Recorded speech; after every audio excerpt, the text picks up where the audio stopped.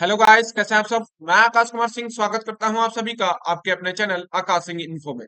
आज हम बात करने वाले हैं एक नई वैकेंसी के बारे में जो कि इंडियन पोस्ट ऑफिस से निकल के आ रही है। और ये जो वैकेंसी है ये इंडियन पोस्ट ऑफिस की है और ये है ग्राम डाक सेवक की वैकेंसी। इसी वैकेंसी के बारे में हम डिटेल में समझने वाले हैं कि इसमें टोटल नंबर ऑफ पोस्ट कितनी है, क्या एज लिमिट है और एजुकेशन क्वालिफिकेशन क्या मांगा है, सिलेक्शन प्रोसीजर क्या है। इन सारी बातों को डिटेल में समझेंगे। तो चलिए शुरू करते हैं वीडियो को। और जिन्होंने भी अभी मेरे चैनल को सब्सक्राइब नहीं किया है जाके चैनल को सब्सक्राइब कर लें और बेल आइकन को दबा दें ऐसे ही गवर्नमेंट जॉब नोटिफिकेशन के लिए। तो जैसा कि आपको बता दूं, हर साल इंडियन पोस्ट ऑफिस के द्वारा वैकेंसी जारी की जाती है इंडियन पोस्ट ऑफिस के लिए।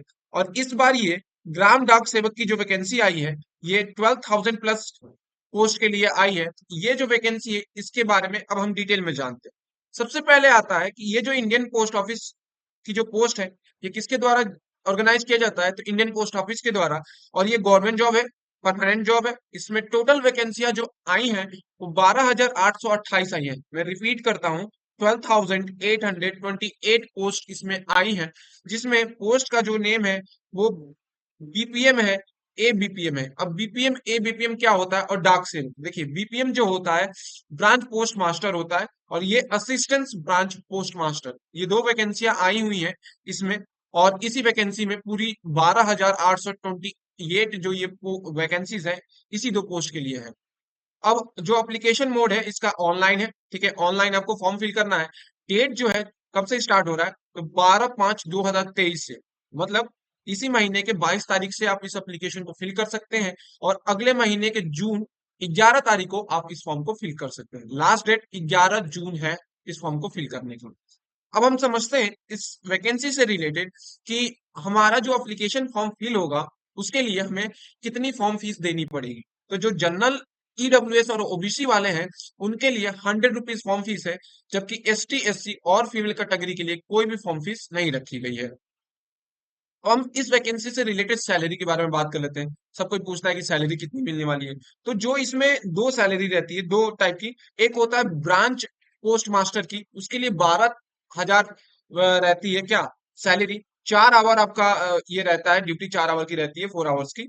और डाक सेवक जिसको बोलते हैं असिस्टेंट ब्रांच पोस्ट मास्टर, उसके लिए 10,000 रहती है। और आपको 4 घंटे आपको इसमें जॉब करनी रहती है। अब हम बात कर लेते हैं इस वैकेंसी से रिलेटेड कि ये वैकेंसी कहाँ कहाँ पे कितनी है। तो ये जो रिक्रूटमेंट आई है इसमें सबसे पहले मैं बता दूं जहां पे सबसे ज्यादा है वो है हमारा क्या, एक है हमारा मध्य प्रदेश जहां पे 2,929 पोस्ट निकली हुई है। और फिर आता है उत्तर प्रदेश। उत्तर प्रदेश में इस बार कम निकली है, 160 ही निकली है। उसके बाद ये वैकेंसी झारखंड में 1,128, जबकि यहाँ पे अपना छत्तीसगढ़ पे 3,000, सॉरी 340 निकली हुई है। 1,408 निकली हुई है राजस्थान में। और ऐसे करके डिफरेंट डिफरेंट स्टेट में डिफरेंट डिफरेंट वैकेंसीज टोटल निकली हुई है। आप जाके इसके ऑफिशियल साइट से चेक कर देंगे, मैं आपको लिंक बता दूंगा। अब हम बात करते हैं इस वैकेंसी से रिलेटेड इंपॉर्टेंट डेट्स की। तो सबसे पहले हम मैं पहले ही बता चुका हूं कि जो इसके एप्लीकेशन फॉर्म फिल होने वाले हैं वो कब से होने वाले हैं, वो 22 तारीख से फिल होने वाले हैं। 22 तारीख 22 मई से इसके फॉर्म फिल कर सकते हैं आप। और लास्ट डेट इस फॉर्म को अप्लाई करने की 11 जून रखी गई है। करेक्शन विंडो जो रहेगा आपको 12 जून से लेके कितने 14 जून, मतलब 12 जून से लेके 14 जून के बीच आप करेक्शन अप्लाई कर सकते हैं। जो भी आप गलत भरे हैं उसको करेक्ट कर सकते हैं, ठीक है। फिर आते हैं इसके एज लिमिट के बारे में बात कर ले कि इसमें एज लिमिट कितनी रखी गई है। अब किसी भी स्टेट से हो और कहीं से भी हो, आपकी एज जो होनी चाहिए 18 से 40 साल होनी चाहिए। ये किसके लिए है, तो ये जनरल के लिए है, ठीक है। जनरल के लिए एज है, जबकि ओबीसी एसटी के लिए एज रिलैक्सेशन 3 साल और 5 साल रखा गया है, ठीक है। अब हम इस वैकेंसी से रिलेटेड बात कर लेते हैं कि इसमें एजुकेशन क्वालिफिकेशन क्या मांगा होगा। तो हर साल इसमें एजुकेशन क्वालिफिकेशन जो मांगा जाता है वो बस 10th पास मांगा जाता है। आप किसी भी बोर्ड से हैं, अगर आप 10th पास हैं किसी भी बोर्ड से तो आप इस फॉर्म को फिल कर सकते हैं। और बस आपका उसमें क्या होना चाहिए, मैथ और क्या होना चाहिए, इंग्लिश होना चाहिए एज अ सब्जेक्ट, ठीक है। और आपकी लोकल लैंग्वेज जो होनी चाहिए वो आपको मालूम होनी चाहिए, ठीक है, जिस स्टेट के हैं वहां की लोकल लैंग्वेज। अब हम बात कर लेते हैं इसके सिलेक्शन प्रोसीजर के बारे में।